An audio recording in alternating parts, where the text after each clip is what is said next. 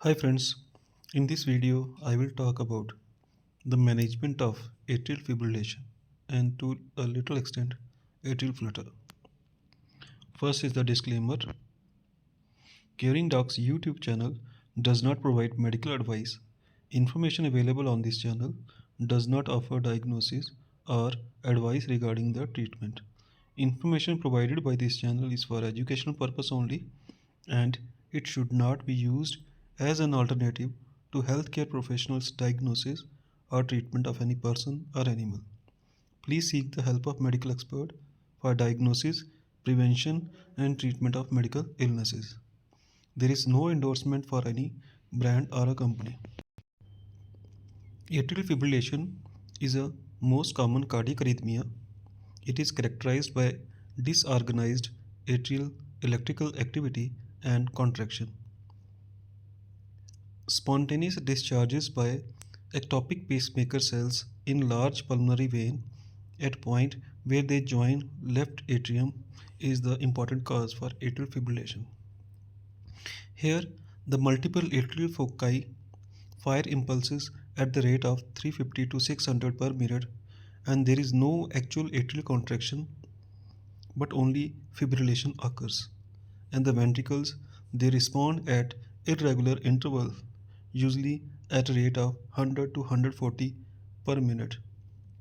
The various types of atrial fibrillations are paroxysmal, in which the atrial fibrillation that terminates within 7 days of onset, usually spontaneously without any intervention. We call it as a paroxysmal atrial fibrillation.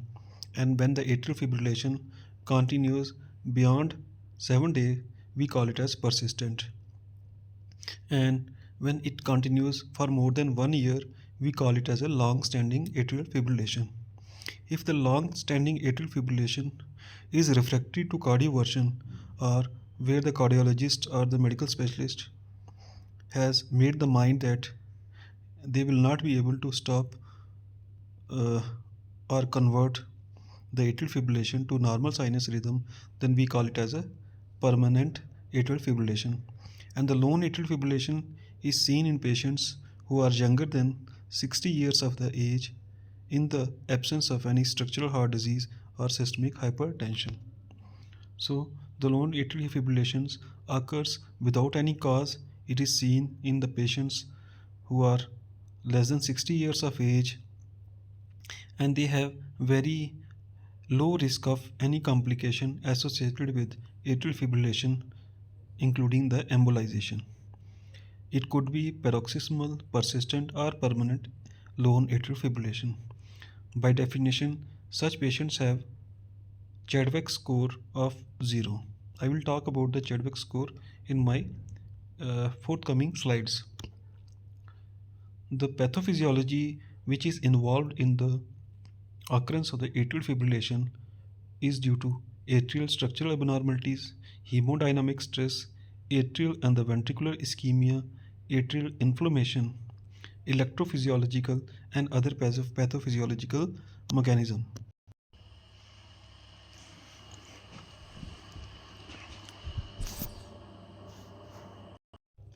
To understand the pathophysiology of the atrial fibrillation,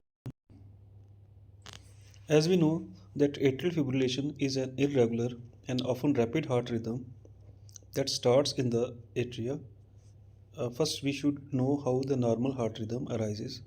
As we see, heartbeat is a regular and it occurs in a coordinated way.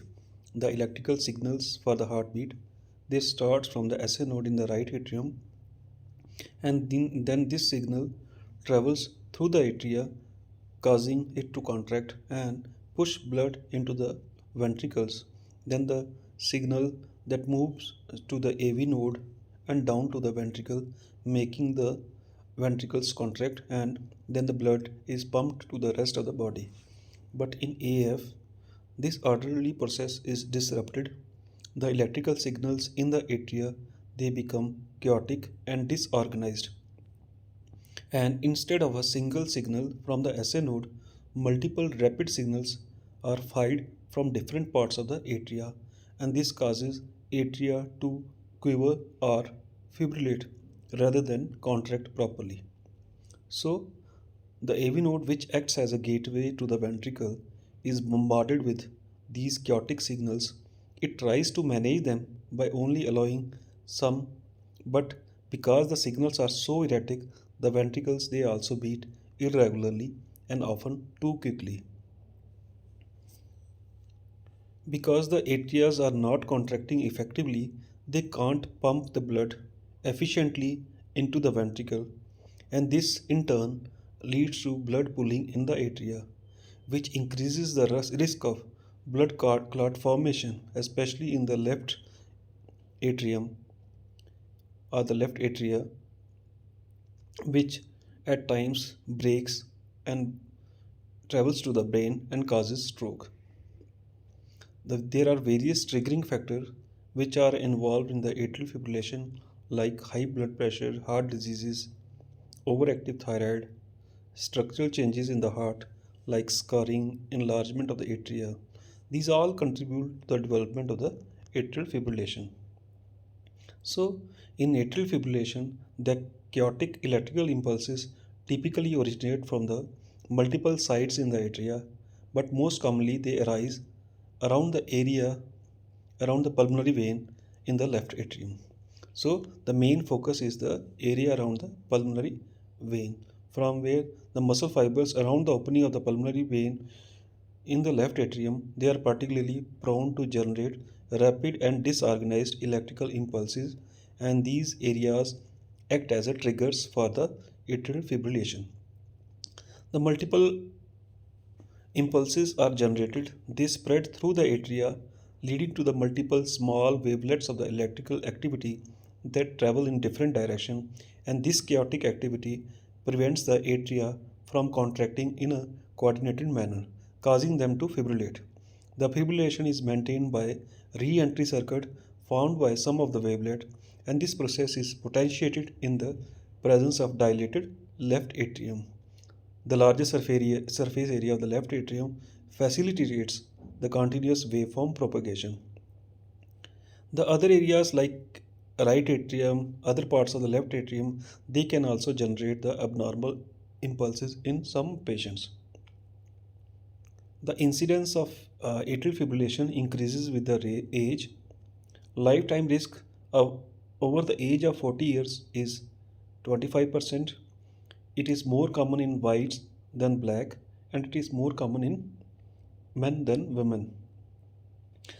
The causes of atrial fibrillation are can be divided into cardiac causes and non-cardiac causes. The cardiac causes are hypertension, ischemic heart disease, valvular heart disease like mitral stenosis and regurgitation, cardiomyopathy like dilated hypertrophic cardiomyopathy, pericardial diseases, myocarditis, pre-excitation syndromes, lone AF when there is no cause, congenital heart disease like atrial septal defects, and among the non-cardiac causes, COPD, hypoxia, thyrotoxicosis, alcohol use disorders, pulmonary embolism, acid-base disturbances, acute infections, electrolyte disturbances like hypokalemia, hypomagnesemia, sympathetomimetic drugs, pheochromocytoma. These all contributes to the development of the atrial fibrillation. So the causes and the risk factors they can be remembered as the mnemonic pyrates, P for pulmonary embolism, pulmonary diseases, post-operative pericarditis, I for ischemic heart disease, idiopathic intravenous central line in right atrium, R for rheumatic valvular disease like mitral stenosis, mitral regurgitation, A for anemia, alcohol, advanced age, autonomic tone, T for thyroid disease like hyperthyroidism, E for elevated blood pressure like hypertension, E for electrocution also, and S for sleep apnea and sepsis. The clinical Coming to the clinical features, atrial fibrillation can be asymptomatic, but when it is symptomatic, patient can have irregular palpitations. Patient may have pre-syncope and at times syncope if the ventricular rate is very fast. Patient may have chest pain if the heart rate is very fast and there is underlying ischemic heart disease. The signs can be irregular pulse, apex pulse deficit more than 10 beats, absent A waves in JVB, varying BP, varying S1 and absent S4, disappearance of the presystolic accentuation of mid-diastolic murmur in the mitral stenosis. The ECG changes in the atrial fibrillation, we get irregular rhythm, no P waves, absence of isoelectric baseline, variable ventricular rate, heart rate is typically between 100 to 140 beats per minute, rarely it exceeds 160 to 170 beats per minute. The QRS complexes are usually narrow, less than 120 milliseconds, unless the pre-existing bundle branch block, accessory pathway, or rate-related aberration conduction is present. We may get fibrillatory waves, and they can be either fine or coarse. The fibrillatory waves, they may mimic P waves, leading to misdiagnosis. Beside ECG, if the patient reports to us in emergency room, we have to do his serum cardiac biomarkers like creatinine kinase, troponin levels to rule out ischemic heart disease, BNP to rule out cardiac failure, D-dimer to rule out pulmonary embolism, thyroid function test, digoxin level, toxicology testing, or ethanol level, checks X-ray, ABG, oxygen saturation, echocardiography to rule out the dilatation of the left atrium, think for look for LA thrombus, Holter monitoring in cases of paroxysmal atrial fibrillation, CT angiography to rule out pulmonary embolism. Two types of echocardiography can be done: transthoracic echocardiography and transesophageal echocardiography. Transthoracic echocardiography is done to evaluate valvular heart disease, to check for atrial and ventricular chambers and wall dimension, to estimate the ventricular function and evaluate the ventricular thrombi, to estimate pulmonary systolic pressure and pericardial diseases. Transesophageal echocardiography is done to evaluate for atrial thrombus, particularly in the left atrial appendages, and to guide the cardioversion if thrombus is seen. Cardioversion, if the thrombus is seen, the cardioversion should be delayed. Holter monitoring and recording may be helpful in cases of paroxysmal atrial fibrillation, which is not evident on presentation, and it is also useful to evaluate the rate control. The complications of the atrial fibrillations are systemic thromboembolism leading to cerebrovascular accident or transient ischemic attack, angina, cardiac failure and pulmonary edema, pulmonary embolism, splenic infarct, tachycardia-induced cardiomyopathy, hypotension and syncope due to reduced cardiac output. Cardiogenic shock is another complication. The risk of stroke in patients with atrial fibrillation is increased, and the risk factor for stroke in AF are if the patient's age is more than 75 years, when there is history of previous stroke or transient ischemic attack, if the patient has history of mitral stenosis, hypertension, diabetes, congestive cardiac failure, left ventricular failure, or if there is marked left atrial enlargement more than 5 cm on the echocardiography, then there are likely chances of increased chances of stroke in these patients of atrial fibrillation. If the age of the patient is less than 60 years and patient doesn't have AF, then the chances of stroke is 0.5%. And if the patient has AF and his age is less than 60 years, the chances of stroke increases by 3%. Similarly, 80 years old patients with AF has 3% chances of stroke. Without AF has 3% chances of developing a stroke in future. But if the patient has history of AF and his age is more than 80 years, the chances of developing stroke is 30%. The main pillars of the treatment for atrial fibrillation are risk factor management, anticoagulation, rate control, and the rhythm control. So whenever the patient of the atrial fibrillation reports to the emergency room, we have to assess the patient for his symptoms, vital sign and history. In symptoms, look for the palpitation, shortness of breath, fatigue, dizziness, chest discomfort. Check his blood pressure, heart rate, oxygen saturation. Ask him about any history of heart disease, hypertension, diabetes, thyroid problems, or whether he has previous episodes of atrial fibrillations or not. Confirm the diagnosis by ECG. In the ECG, I have already mentioned, look for irregular pulse without distinct P waves. Additional tests which can be done are cardiac marker, uh, NT-proBNP, D-dimer test, ABG, which I have already discussed, echocardiography. And if you are confirmed that the patient has AF, then decide on the treatment, whether you need rate control or rhythm control and the anticoagulation.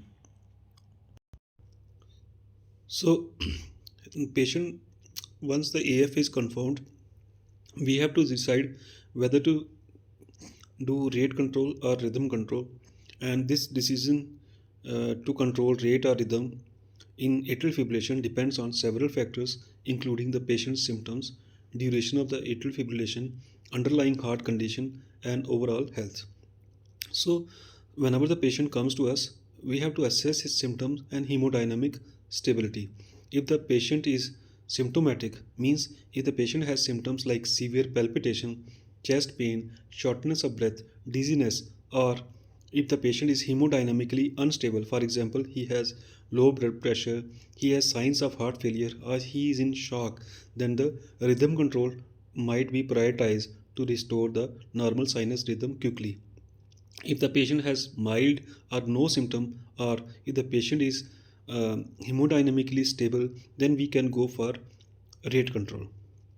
Similarly, we have to consider the duration of the AF.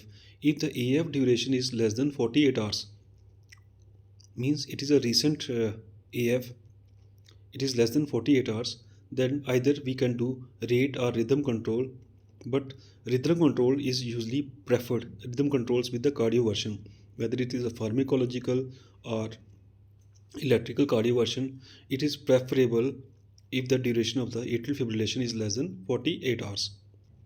But if the duration is more than 48 hours, or where if we don't know the duration of the atrial fibrillation, then rhythm control carries the risk of causing stroke unless anticoagulation has been adequate. So, if the patient reports to us after the 48 hours of the atrial fibrillation attack, or where we don't know the duration of the atrial fibrillation, the chances of if we do the rhythm control, then the chances of lending the patient into stroke is very high because of anticoagulation, because of cardioversion. So we have to, in such cases, we have to achieve the anticoagulation first, and thereafter only we can do the rhythm control. So in such cases, the rate control is usually preferred first, with then the rhythm control is delayed until the we have achieved anticoagulation, and this anticoagulation is initiated usually for about 3 to 4 weeks, or if patient has a if a transesophageal echocardiography is done and patient doesn't show any clot, then we can go for uh, rhythm control. So third is the we have to look for whether the patient has any underlying heart disease or not. Patients with significant heart diseases or heart failure, they have often benefit from rate control first, as rhythm control in such cases may be less effective and more risky. However, in some cases of heart failure, rhythm control may be preferred to improve the symptom and the heart function. If patient has no significant heart diseases, uh, then the rhythm control may be more feasible and can be considered earlier, especially if the patient is younger and more symptomatic. We have to also see for patient's preference and the quality of life. If the patient's quality of life is significantly affected by the atrial fibrillation, then rhythm control may be prioritized to restore the normal rhythm with and reduce the symptoms. Check for patient's preference also. Some patients may prefer rhythm control to maintain a normal heart rhythm even if they are asymptomatic. Discussing the pros and cons of each approach with the patient is very important. Next is the his response to the treatment when he had a AF. If there is failed rate control in the past, then we can go for rhythm control. If he had failed rhythm control in the past, then we can go for rate control. Again, we have to see the long term strategy. uh, if the rate control as it is for many patients, especially the older adults or those with minimal symptom, the rate control is the preferred initial approach because it is often easier to manage and it carries very few risks.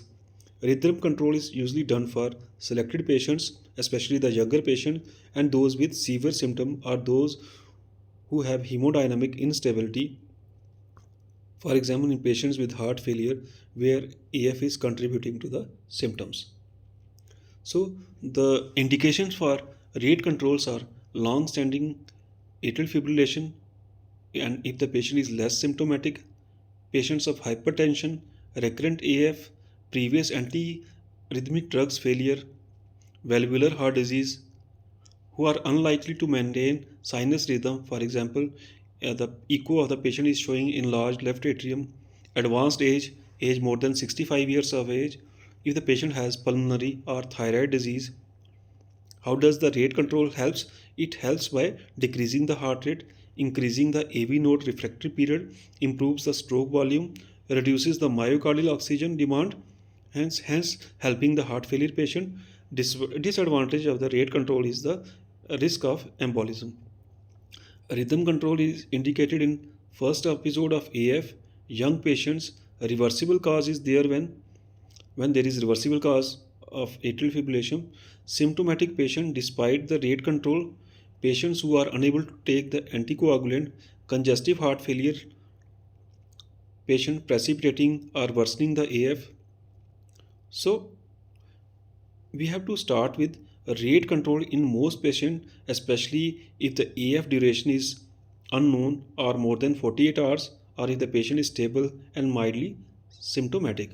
Rhythm control is preferred in the patients who are very symptomatic, hemodynamically unstable, who have AF duration less than 48 hours, or has failed rate control, and if the underlying heart disease is structurally normal.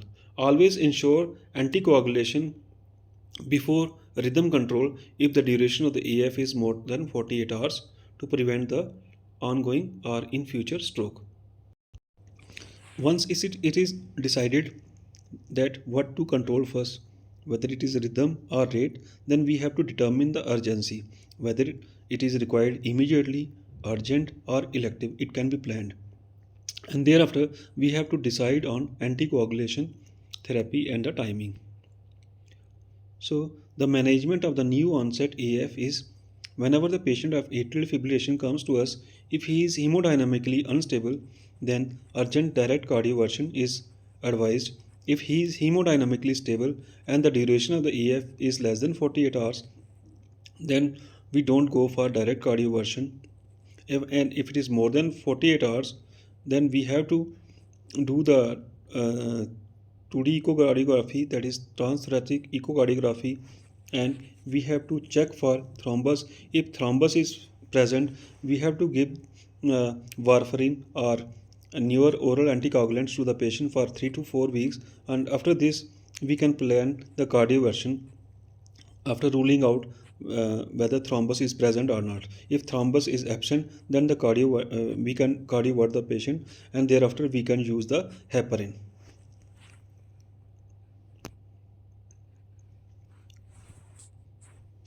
So for hemodynamically unstable patients, we can do cardioversion, and before doing cardioversion, sedate the patient if possible and perform immediate cardioversion.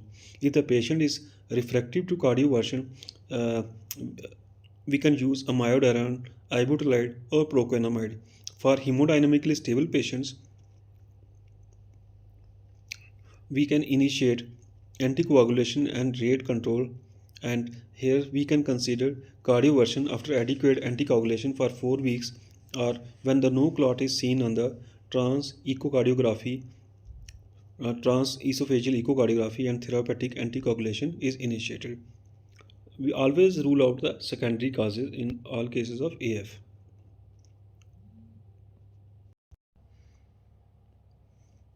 In emergency treatment for rhythm control, which is done for hemodynamically unstable patients, we have two options: electrical cardioversion and the pharmacological cardioversion. In electrical cardioversion, we achieve the rhythm control by firstly we have to sedate the patient with injection fentanyl by giving 50 to 100 microgram IV or midazolam 1 to 2 milligram IV. Check for blood pressure, heart rate, oxygen saturation. We have to monitor that. Then we give 100 to 200 joules of DC synchronized cardioversion. If the restoration of sinus rhythm fails, then another 360 joule DC cardioversion may be attempted. Whenever we are giving cardioversion, there is risk of thromboembolism when the sinus rhythm is restored. However, there is no time to wait for anticoagulation in these patients as this is a life-threatening emergency.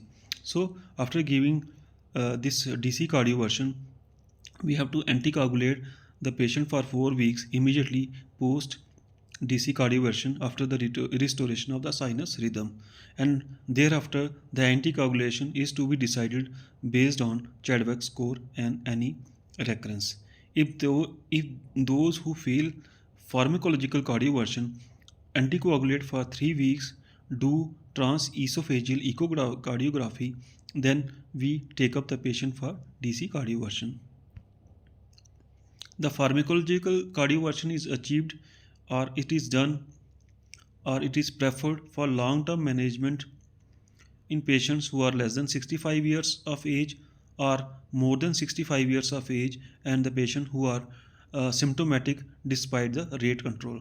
Here we give the patient injectable amiodarone 150 mg over 10 minutes followed by infusion in 5% dextrose, and we start 1 mg per minute for 6 hours, then 0.5 mg per minute for 18 hours. Thereafter, we have to change it to oral maintenance dosing, that is 100 to 200 mg TID. This amiodarone is a drug of choice when the atrial fibrillation is usually associated with structural heart disease. We can give flecainide also. It is given as 2 mg per kg over 10 minutes, acutely reverse the atrial fibrillation in 6 hours. An oral dose of 200 to 300 mg per single large dose of flecainide is effective for atrial fibrillation reversal. We should always start beta blockers before giving flecainide as it may otherwise increase the AV conduction and cause ventricular fibrillation. Contraindication of the flecainide is moderate to severe moderate to severe LV dysfunction. We can also give propafenone as 2 mg per kg over 10 to 20 minutes. Oral propafenone, large doses of 400 to 600 mg can be given. It is given with food to increase the bioavailability. We can give ibutylide IV 1 mg over 10 minutes, repeats once after 20 minutes if needed. Patient should be monitored for next 6 to 8 hours because of risk of ventricular arrhythmias. Contraindication of ibutylide are when the QT interval is more than 440 milliseconds. Transesophageal echocardiography is mandatory before giving ibutylide. So start anticoagulation with IV heparin or subcutaneous low molecular weight heparin immediately before pharmacological cardioversion. Then we can change to new oral anticoagulants or vitamin K antagonist uh, with uh, with target INR of 2 to 3 for 4 weeks after reversal to sinus rhythm. Means if the patients if we have achieved uh, pharmacological cardioversion, we have to start anticoagulation with IV heparin or subcutaneous LMWH immediately before giving the pharmacological cardioversion, and thereafter we have to give this oral anticoagulants for 4 weeks after reversal to sinus rhythm, and further anticoagulation is decided on the basis of Chadwick score. and recurrence of the atrial fibrillation. In urgent therapy, if the patient is hemodynamically stable but symptomatic, not fully filling the indications for pharmacological cardioversion, the initial treatment is intravenous rate control as described below. Here we can give beta blocker like esmolol, a bolus of 0.5 milligram per kg IV over 1 minute followed by infusion at 50 microgram per kg per minute. Repeat bolus dose after every 5 minutes to maximum of 3 doses if heart rate is not controlled. We can increase the infusion dose of 50 microgram per kg every 5 minutes after the bolus dose to a maximum of 200 microgram per kg per minute. We can give propranolol also IV propranolol 1 milligram over 1 minute and repeat every 2 to 5 minutes to a total of 5 milligram. Repeat after 4 hours. In urgent therapy, metoprolol can be given as a IV bolus of 2.5 to 5 milligram over 2 minutes and repeat the dose after 5 minutes intervals to a total of 15 milligram as needed. Then we can change to oral formulation once the rate is controlled.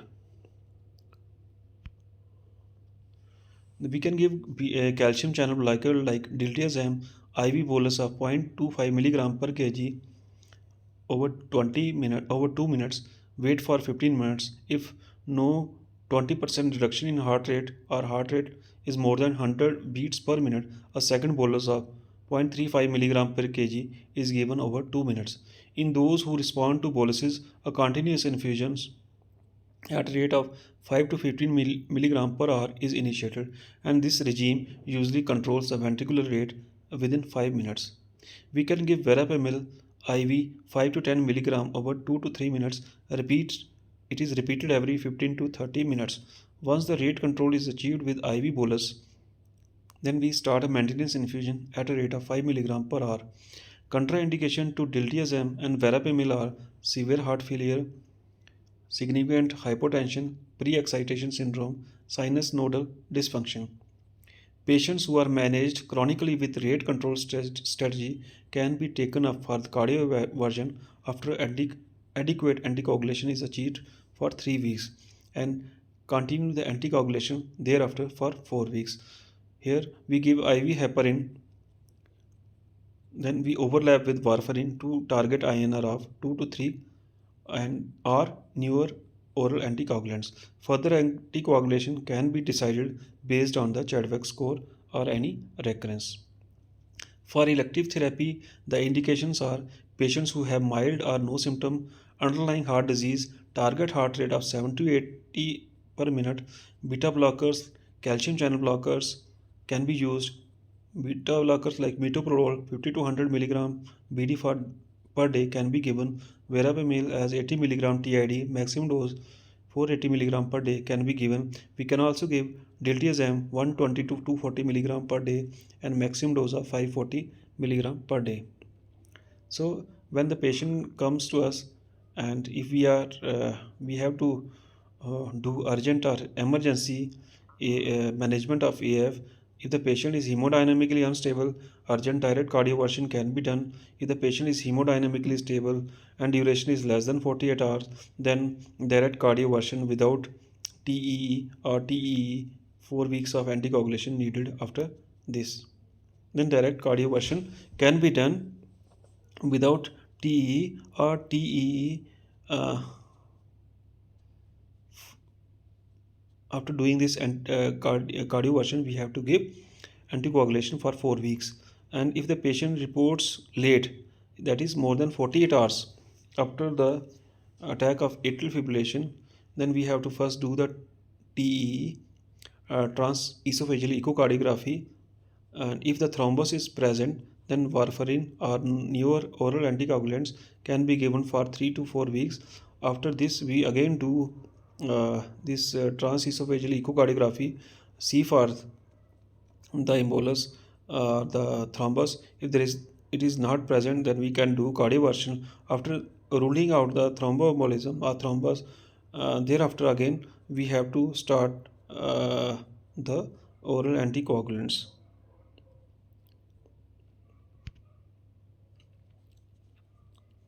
In some special consideration like post-operative atrial fibrillation, the we have it is recommended to use perioperative beta blockers.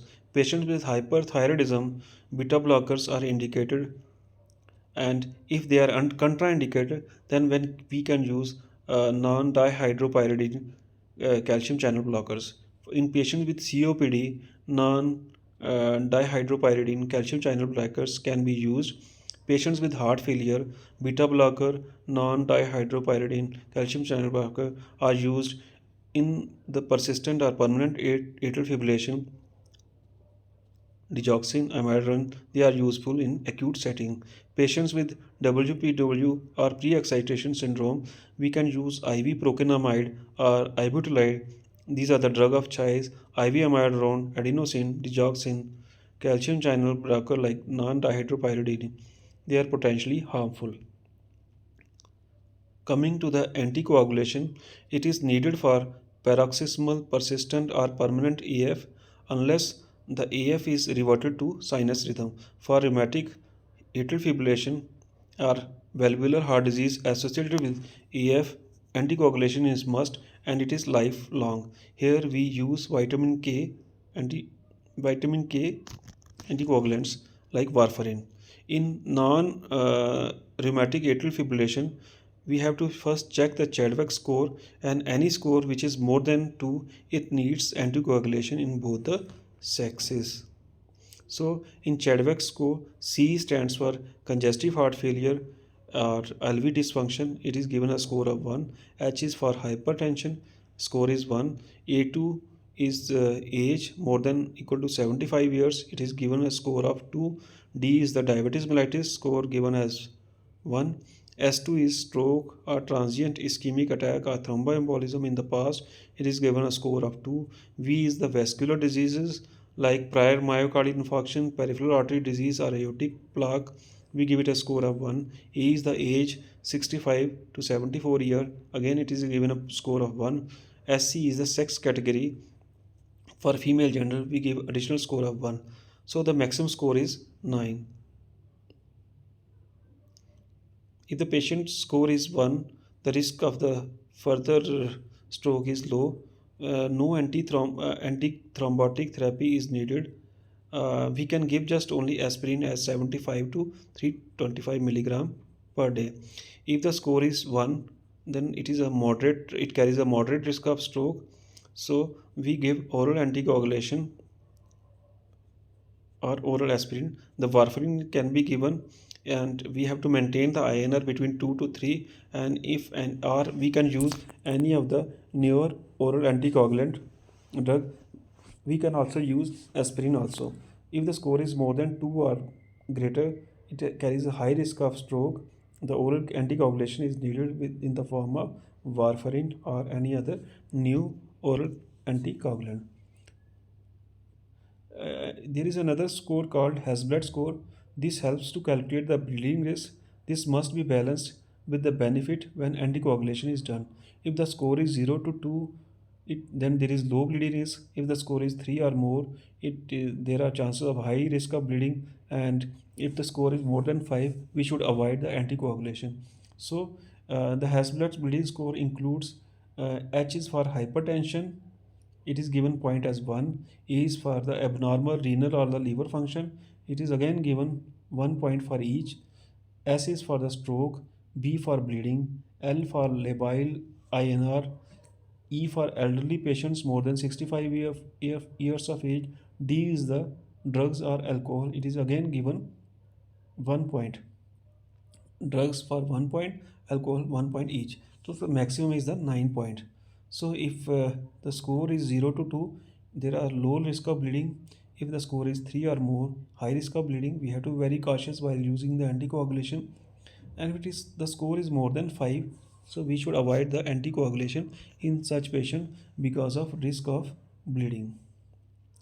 Similarly, there is another score that is SAM TTR2 TT2R2 score of it is for the use of anticoagulation for newly diagnosed non uh, anticoagulated AF cases.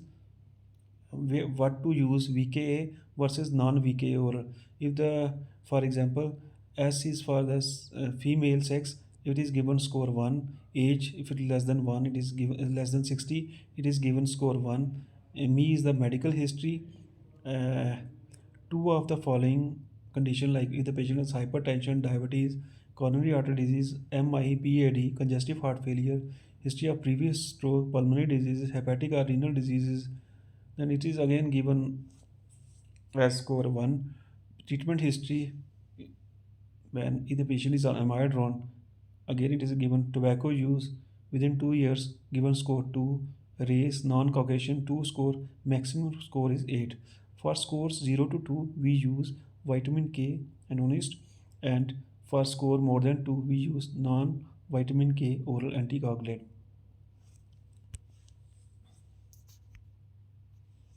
So, and this was about the medical treatment. The various intervention for atrial fibrillation or ablation also. The ablation is indication for ablation or symptomatic patient despite medical management, AF related to cardiomyopathy, younger patients with paroxysmal atrial fibrillation, and the surgical technique used are maze procedure, which can be done left atrial appendage ligation at the time of mitral valve replacement or other cardiac surgery can be done. We also do radio frequency ablation for atrial fibrillation. It is a minimal invasive procedure used to treat the atrial fibrillation, especially in patients who have not responded to medication or have recurrent AF. Here, a catheter is threaded through the blood vessel to the heart, and radiofrequency energy is used to create a small scar in the heart tissue. And these scars they block the abnormal electrical signals that cause the AF. The target area are around the pulmonary vein in the left atrium where the abnormal impulses they commonly originate. It, it can be effective in restoring the normal heart rhythm, particularly in patients with paroxysmal AF. Success rate may vary, and some patients may require repeated procedure. So, radiofrequency ablation is typically considered after failure of the medication or for the patients who prefer a non pharmacological approach. It is often performed by a specialized cardiologist known as electrophysiologist.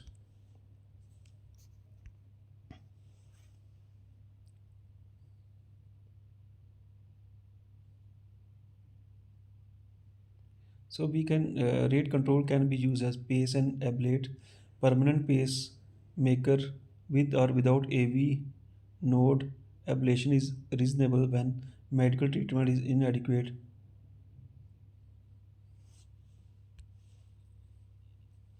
So when we should refer the patient with the patient who need urgent care, for example, heart failure patient who have dyspnea at rest, profound dyspnea on exertion, leg swelling, rapid rate, highly symptomatic,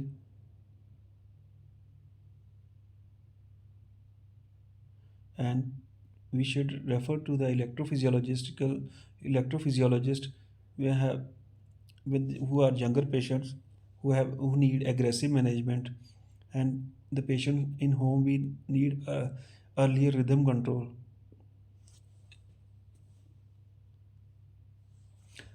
So, beside medical management, aggressive risk management is very important, and uh, this risk factor management includes weight management and exercise. We have to educate the patient for permanent lifestyle changes, diet plan. Initial target should be more than 10% of the weight loss. BMI target should be less than 20. Avoid weight fluctuation. Exercise 30 to 35 minutes for 3 to 4 days per week. And we have to increase the type and duration of activity to 250 minutes per week. Initial lifestyle, we have to control his lipid, manage the hyperlipidemia. We have to start the statins. We should keep the target uh, to keep the LDL below 100. We have to add fibrates if the target triglycerides are more than 200 milligram, and always start fibrates if triglyceride more than 500 milligram per deciliter. Check for patients if he has obstructive sleep apnea. Overnight sleep study is also advised. Advise the patient CPAP, check for adherence, regular CPAP machine data download. We have to control his blood pressure, home BP monitoring, reduce salt, start with the ACE inhibitors, ARBs. Target blood pressure should be less than 130 to 180. And in cases of if the patient has diabetes, strict control of the blood sugar should be there. Lifestyle measures, HbA1c should be kept below 6.5, and smoking cessation, alcohol dependence, caffeine, these should be encouraged. Oral anticoagulation in atrial fibrillation. Oral anticoagulants are crucial in the management of the atrial fibrillation because they help prevent stroke by reducing the risk of blood clot formation in the atria. So we use vitamin K antagonist, for example, warfarin. Its mechanism of action is it inhibits the synthesis of clotting factors that depends on vitamin K. It requires regular blood testing, that is INR, to ensure the dose is effective and safe. Direct oral anticoagulants which we use are dabigatran, rivaroxaban, apixaban, edoxaban, and these drugs directly inhibit the specific clotting factors, thrombin or factor 12. Advantages of this direct oral anticoagulants are they have more predictable effect and they don't require monitoring of the INR. They have very few dietary interactions. Their use is preferred in many patients due to convenience and safety profile. Effective anticoagulation is in patients with AF reduces the risk of stroke threefold after 4 to 6 weeks. So the anticoagulation strategies are warfarin should be bridged with intravenous heparin or low molecular weight heparin. NOACs, that is dabigatran, rivaroxaban, apixaban, endoxaban. Left atrial appendage ligation is suitable for long-term stroke prophylaxis in patients with non-valvular AF. So when we use warfarin, therapeutic INR is usually kept between 2 to 3. It interferes with hepatic synthesis of vitamin K dependent clotting factors like 2, 7, 9 and 10. Patients who are at risk of stroke, INR goal is 2.5 to 3.5. Patients who have high risk of IF fall, the INR goal is 1.8 to 2. It has no effect on established thrombus. Frequent adverse effects noted with warfarin are hemorrhage, skin necrosis within first few days, cholesterol embolization to skin or visceral organ in the first few weeks. Whenever there is warfarin toxicity, prothrombin complex concentrate can be used and it achieves the reversal in 15 to 20 minutes. We can use fresh frozen plasma. Also, the new oral anticoagulants are dabigatran. It is a direct thrombin inhibitor. The dose is 110 mg BD, 150 mg BD. It is FDA approved, significantly more effective than warfarin. It has the same bleeding risk.